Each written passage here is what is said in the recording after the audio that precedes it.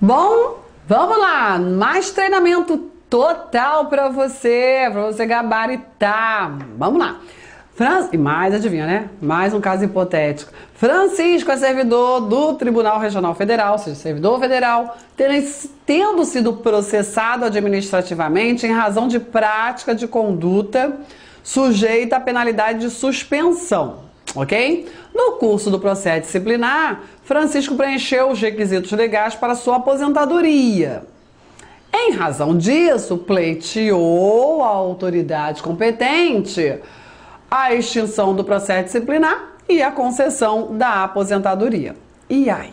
Então, olha lá, Francisco, ele está sendo processado, isso é importante, processado. Por quê? Porque ele praticou em tese um ilícito sujeito a suspensão. Mas isso é o de menos. O mais importante, ele está sendo processado administrativamente, ok?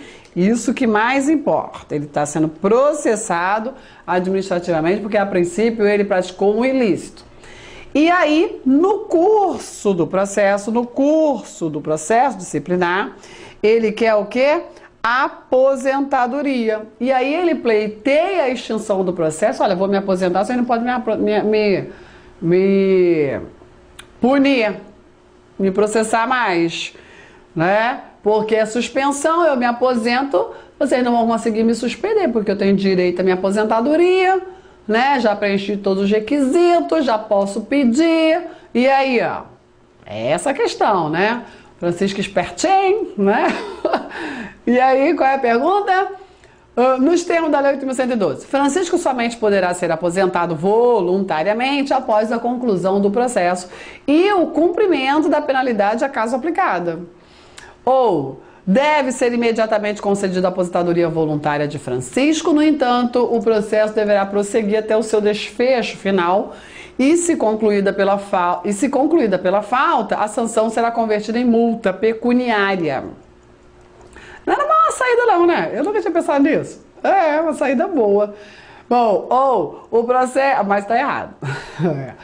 O processo deverá ser extinto em razão do preenchimento dos requisitos da aposentadoria voluntária? Jamais! Que história é essa? Ou Francisco somente poderá ser aposentado voluntariamente após a conclusão do processo, não sendo necessário que aguarde o cumprimento da penalidade, pois poderá cumpri-la de outra forma, mediante pagamento de multa, porque a suspensão pode ser convertida em multa, né? Mas não é isso aqui não. Ou a instauração do PAD suspende os requisitos para aposentadoria, aí também não, exagerou, isto é, Francisco somente preencherá os requisitos. Olha a pegadinha, o Francisco somente preencherá os requisitos para aposentar-se após o trânsito de julgado do...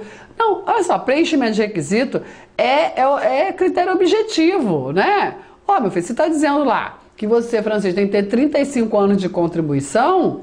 Na hora que ele pagou 35 anos, acabou, não suspende requisito, entendeu? Tá errado isso. Então, nada a ver, totalmente equivocada essa afirmativa. A letra A, Francisco somente poderá ser aposentado voluntariamente após a conclusão do processo e o cumprimento da penalidade a caso aplicada. Exatamente, ok? Olha lá o que diz...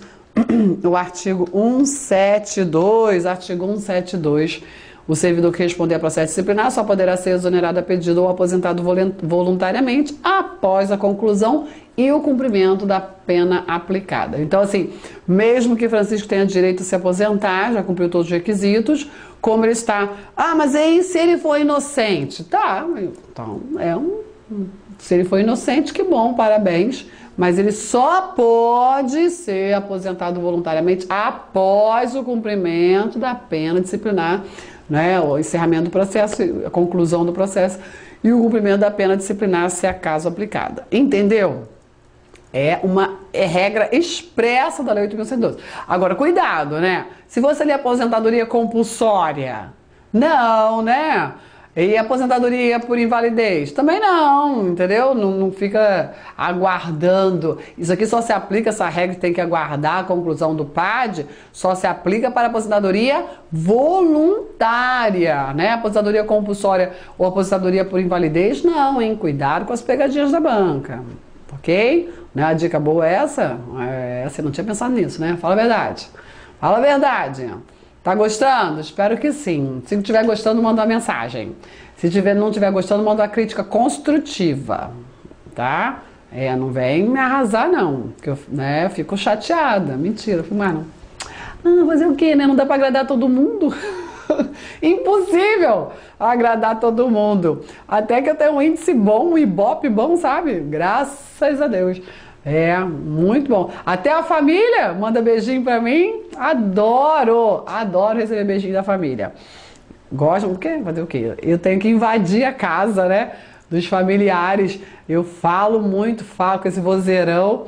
E aí acaba, né, todo mundo participando junto, né, do estudo. Faz parte. Vamos lá? Mais um caso hipotético. Mais um. Ricardo, servidor público do Tribunal Regional Federal da Terceira Região, foi condenado administrativamente à penalidade de demissão.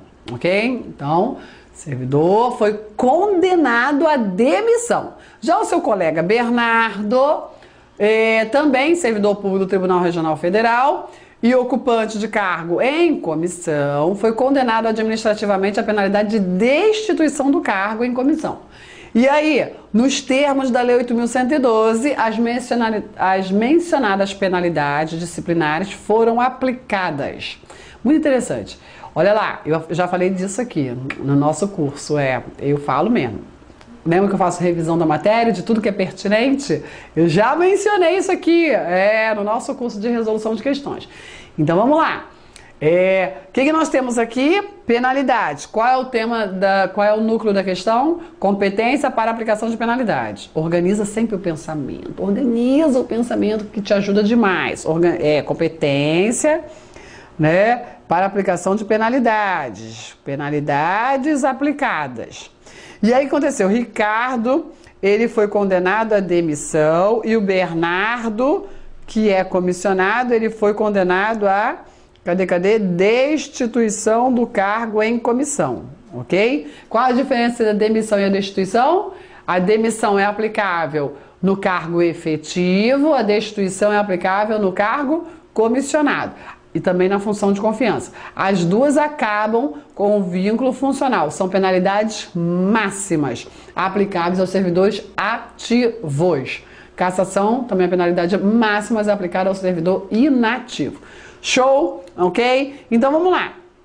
Ricardo, demissão. Bernardo, destituição do cargo. Olha, Vilma, colocando errado.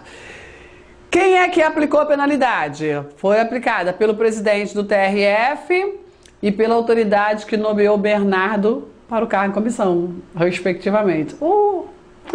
É isso, né? Pelo presidente do TRF, em ambos os casos, não importando na segunda hipótese. Olha só isso. Qual autoridade nomeou Bernardo para o cargo em comissão? Aí, você pode falar, Claudete, lá no TRF da Terceira Região, eu sei que é o presidente. Então, essa resposta aqui está certa. Tem duas respostas, tem nada. Porque, de acordo com a Lei 8.112, provavelmente lá no TRF da Terceira Região é o presidente. Muito provavelmente, muito. Mas também não me interessa saber se é ou se não é. Cuidado com isso, né? E eu tô te falando isso porque olha só como é que tem que saber fazer prova. Essa prova é uma prova do TRF da Terceira Região, ok? E lá o candidato estudou que compete ao presidente do TRF destituir. Praticamente certo isso. Só que a questão não trata de regimento, de ato normativo, né, de norma orgânica. A questão trata da Lei 8.112. Ainda que lá no TRF seja o presidente o competente para demitir e destituir, a resposta é nos termos da Lei 8.112. Entendeu? Então, assim, pelo presidente, em ambos os casos, não importando na segunda hipótese qual a autoridade que nomeou Bernardo para o cargo em comissão, essa parte final é invalida, né?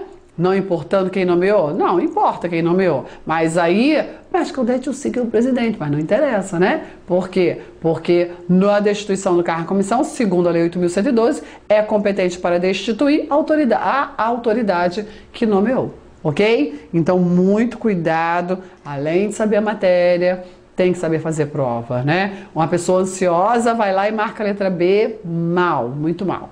O que mais? Pela autoridade administrativa de hierarquia imediatamente inferior à do presidente? Não, porque demissão é sempre a autoridade máxima da instituição e o presidente de um tribunal é a autoridade máxima administrativa unipessoal, né? A gente tem uma autoridade máxima colegiada, mas aqui a gente está falando de autoridade máxima unipessoal, então isso aqui está errado. O que mais?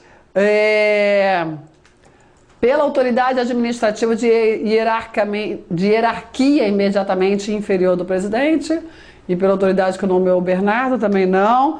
Autoridade administrativa de hierarquia imediatamente inferior do presidente, não, porque lembre-se sempre, né? Demissão e cassação, autoridade máxima. Destituição, autoridade que nomeou, ok? Tudo isso penalidade, claro, você sabe disso. E exoneração, Claudete? Exoneração não é penalidade, ok? Mas normalmente, quem é competente para exonerar? A mesma autoridade competente para nomear. E quem normalmente é competente para nomear? É a autoridade máxima, né? Normalmente é.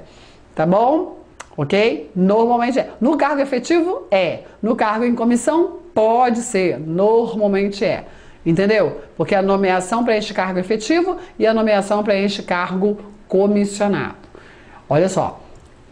Eu sei que eu estou acelerada, né? Mas eu estou fazendo isso pro seu bem. Se você está tendo dificuldade, você tem que estudar o módulo teórico. Aí você vai ter uma boa base e vai ficar tudo muito fácil, tá bom? Aula de correção de exercício é aula de revisão. Sempre lembrando disso, né? Muito importante saber disso. Não dá para atropelar, tá bom? Então vamos lá. Resposta então é a letra A. Pelo presidente, né? E pela autoridade que nomeou Bernardo. Pelo presidente o quê, né? Cadê? As mencionadas penalidades foram aplicadas pelo presidente e pela autoridade que nomeou Bernardo para o cargo em comissão, respectivamente. Show? Tranquilo? Fácil, né? Vamos lá? Dando continuidade ao nosso bate-papo concurseiro. Tudo bem? Vou tomar uma aguinha que eu estou ofegante. Vamos lá? No curso do processo administrativo disciplinar, como isso cai, né? Regime disciplinar. Movido contra João, servidor público do Tribunal Regional do Trabalho, foi constatada a ocorrência de vício insanável. Vício insanável.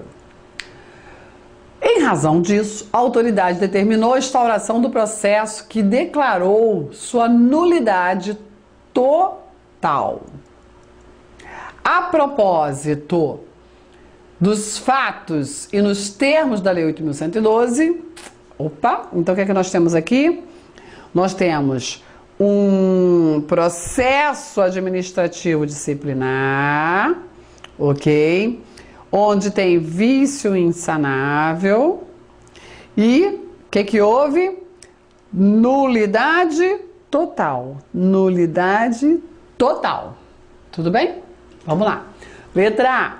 A autoridade que declarou a nulidade deverá, por meio de decisão autônoma, intimar a mesma comissão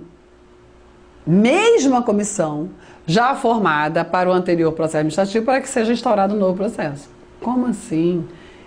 Porque assim, a suspeita de que quem causou essa nulidade é grave, nulidade total, né? Foram os membros da comissão, que não observaram as regras legais no trâmite processual, entendeu? Então não pode ser a mesma comissão, não pode, claro que não. Como assim a mesma comissão? Tá errado. E aí, autoridade, qual é a pergunta? Nos termos da Lei 8.112, nulidade. A nulidade, esqueci do A aqui, ó.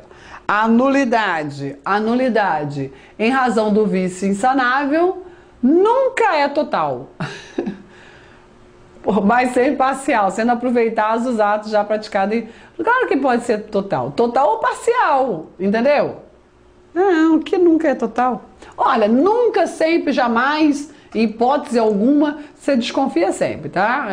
Lógico, tem exceção, né? Mas normalmente está errado. A nulidade não pode ser declarada pela autoridade que determinou a instauração do processo, devendo ser declarada por autoridade hierarquicamente superior. Não, pode sim. Pode ser declarada pela autoridade instauradora. A autoridade que declarou a nulidade ordenará no mesmo ato a constituição de outra comissão para a instauração de um novo processo. A nulidade, ainda que total, não exige abertura de novo processo, devendo ser aproveitado o mesmo processo, desde que devidamente sanado o vício. Não, se a nulidade é total, filho, é outro processo, é outra comissão, com certeza. Olha lá o que diz o artigo 169. 169. Certo? Tudo bem? Artigo 169. Vamos seguir? Então, resposta, letra D de dado. Seguindo. Vamos lá, de caso hipotético. Vamos que vamos.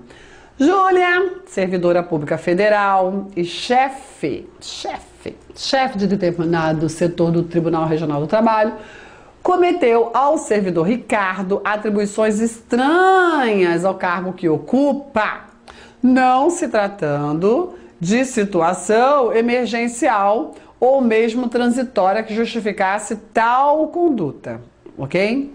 E aí, nos termos da Lei 8.112, a ação disciplinar quanto à infração praticada por Júlia prescreverá em... Olha só, essa questão, ela é boazinha. E aí, quais são as opções de resposta? 2 anos, 5 anos, 3 anos, 180 dias ou 1 ano? Como é que você resolve isso? Primeiro é o seguinte, você precisa saber qual é o ilícito praticado por Júlia. E o ilícito praticado por Júlia, qual a sanção disciplinar aplicável, né, se ela for condenada. A partir daí você vai saber qual a prescrição aplicável, né, o prazo prescricional aplicável ao caso de Júlia. Então, o que aconteceu com Júlia? Júlia fez o quê?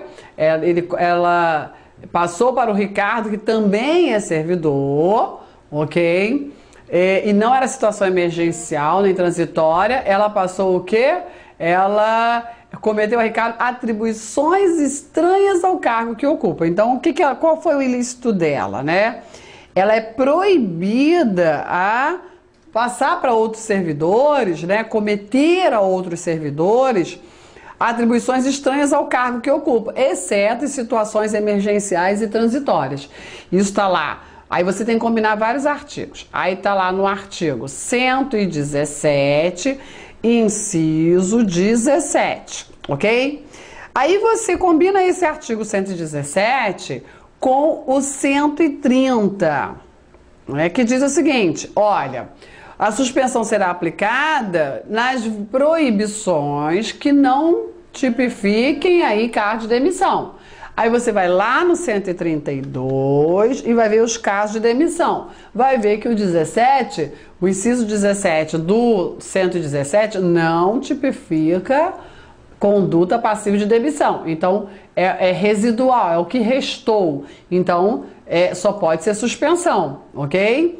E aí, sabendo que a aplicável ao caso é a suspensão, você vai no artigo 142, onde tem ali o prazo prescricional. 5 anos para demissão, cassação e destituição, 2 anos para suspensão, 180 dias para advertência. Entendeu? É uma questão muito boa, porque ela combina vários artigos para poder resolver, né, para você conseguir encontrar a resposta. Entendeu isso? Então, o ilícito que a Júlia praticou, ela é uma proibição, ela é proibida de fazer isso, então ela ela praticou ilícito por isso, ela não observou uma proibição. Essa proibição não é passível de demissão, então ela é passível de suspensão. Tem algumas proibições também passíveis de advertência, tá?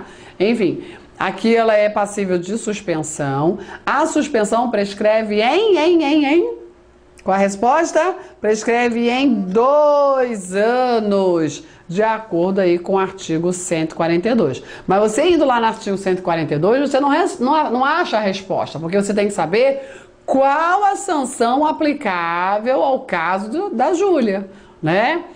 Entendeu? Então você tem que resolver, descobrir qual é a sanção aplicável para depois aplicar o prazo prescricional a esta sanção. Muito legal a questão, muito boa, muito inteligente, né? Show! Vamos lá?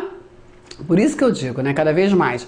Aquele pessoal fala assim, é só decorar, decoreba pura. Não é mais, né? Aquela decoreba que até a vírgula fazia diferença, já não é mais assim. Cada vez mais casos hipotéticos para você aplicar o conhecimento legislativo, né? Então tem que entender mesmo, tá certo? Então vamos lá. Joaquina, servidora pública do Tribunal Regional Federal, ausentou-se do serviço durante o expediente, sem prévia autorização do seu chefe imediato. Já a Josefa, também servidora do Federal, retirou sem prévia autorização da autoridade competente determinado documento da repartição pública, ok? E aí, cumpre salientar que ambos as servidores tinham histórico exemplar, sem nunca terem sofrido qualquer penalidade administrativa. Olha, isso é importante, né? E aí, nos termos da Lei 8.112, o que vai acontecer? Então, olha lá. Muito importante, quando as questões apresentam casos hipotéticos de ilícito funcional, você primeiro tem que descobrir se é a inobservância de dever ou a inobservância de uma proibição, ok? Joaquina, o que Joaquina fez? Ausentou-se do serviço durante o expediente sem autorização. É um dever ausentar-se do serviço ou é proibido? Eu acho que é proibido, né? É uma proibição. E quem mais? Cadê? Josefa, ela retirou sem autorização documentos. É uma proibição ou um dever? Proibição também. Então aqui nós temos a infringência de 2 proibições. Elas não poderiam fazer isso. Tá lá no rol do artigo 117. Olha, o rol do artigo 117, ele é muito explorado na prova, mas ele é demais explorado na prova. Você tem que saber o artigo 117 e as consequências, né? Então, quer um deverzinho de casa bonitinho, bom demais? Do lado de cada ilícito, de cada proibição, escreva lá qual a penalidade aplicável. Ok? Isso que você vai conseguir entender, memorizar e gabaritar essa prova. Agora, a inobservância de um dever é fácil. Se você identificou o ilícito, e isso aqui era um dever que o servidor não observou, já sabe qual é a penalidade? A advertência. Essa é a regra. A inobservância de um dever gera a penalidade de advertência. Ok? Em regra é isso. Bom, o que nós temos mais? E aí, quais as penalidades cabíveis? A pena Joaquina está sujeita a determinada penalidade administrativa, sendo que a ação disciplinar para penalidade cabível prescreverá em 2 anos. Opa. A pena Joaquina que vai, né? Não, se a Josefa também praticou ilícito, isso aqui nem esquenta com o resto. Ambas as servidoras estão sujeitas a determinada penalidade administrativa, sendo que a ação disciplinar para a penalidade cabível prescreverá em 180 dias. E aí você tem que resolver, né? Nenhuma das servidoras está sujeita a qualquer penalidade, sendo que nenhuma está sujeita a qualquer penalidade, está errado, né? Se praticou ilícito, vai ser sujeito depois do devido procedimento de apuração, ou sindicância ou PAD. Apenas Josefa está sujeita a determinada penalidade administrativa? Não, porque as duas praticaram ilícito, sendo que a ação disciplinar para a penalidade cabível prescreverá em 2 anos. Ambos os servidores estão sujeitos a determinada penalidade administrativa, sendo que a ação disciplinar para a penalidade cabível prescreverá em 2 anos. Então, assim, mais uma vez, mais uma questão onde você tem que saber qual a penalidade aplicável. Aí, lá vai, né? Por que eu falei para você fazer lá, né, o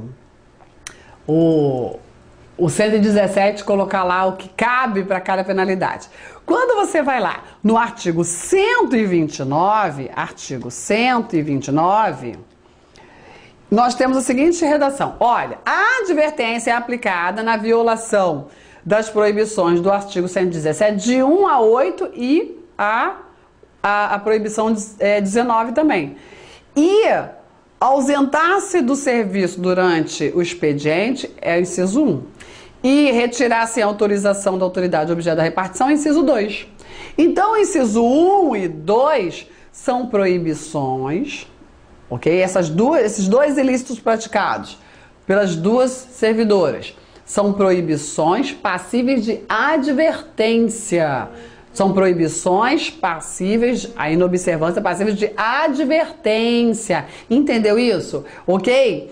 E aí você combina com o artigo 142, ok? Mais o artigo 142, que diz que as penalidades passíveis de advertência, que as infrações, né, passíveis de advertência, resultam aí em prescrição em 180 dias. Em 180 dias estão prescritos, ok? Então você tem que resolver a penalidade, o ilícito, ok? Qual a penalidade?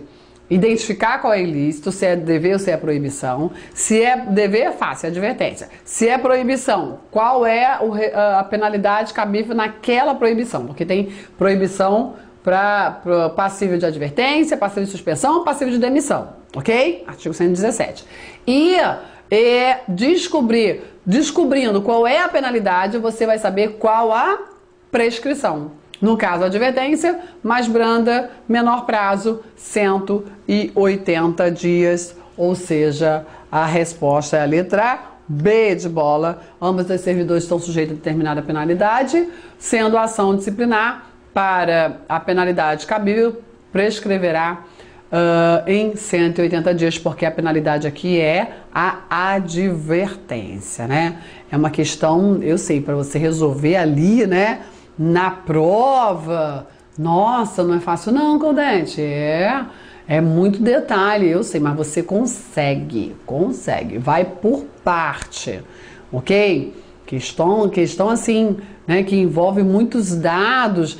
Nem tem tantos dados, mas, né, tem uma quantidade razoável. Tem sim, né? Você tem que identificar. São duas análises, 2 ilícitos.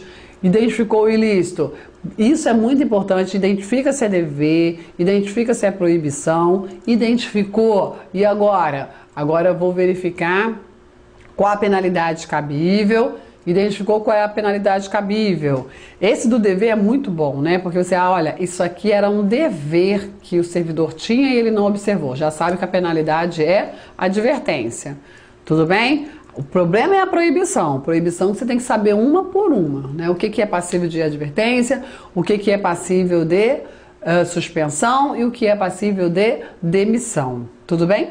E aí, depois você achou a penalidade aplicável, a pergunta não é essa, não quer saber qual é a penalidade aplicável, quer saber qual o prazo prescricional, né? Aí, a partir da penalidade encontrada, você já sabe, a advertência prescreve em 180 dias, suspensão prescreve em 2 anos, e o resto, né, que é demissão, destituição e cassação, prescrevem em 5 anos, ok? Certo? Lembrando que esse prazo prescricional é aquele prazo prescricional lá do regime disciplinar, onde quem tem que observar esse prazo prescricional é a administração pública, que nós já falamos que existe outro prazo prescricional lá no direito de petição, mas esse prazo prescricional lá do direito de petição é para observância do servidor, ok? Entendido isso? Você vai conseguir lembrar disso tudo? Claro que vai. Com certeza, porque você está entendendo a matéria. É isso que você tem que acreditar. Afinal, você é o quê? Você é super! Com certeza. E aí, ó, vou parar por aqui que o nosso tempo está esgotando, mas eu volto com mais questões, com mais desafios concurseiros. Tudo bem? Até lá!